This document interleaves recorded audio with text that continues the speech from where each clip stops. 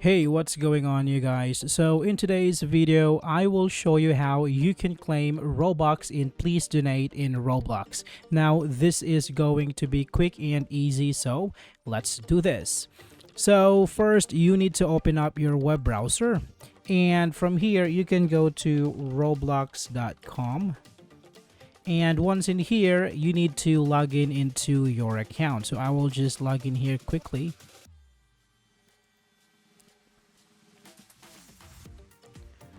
Right. Now, after that, if you got some Robux in Please Donate, all you have to do to claim it is go to your Robux balance in here.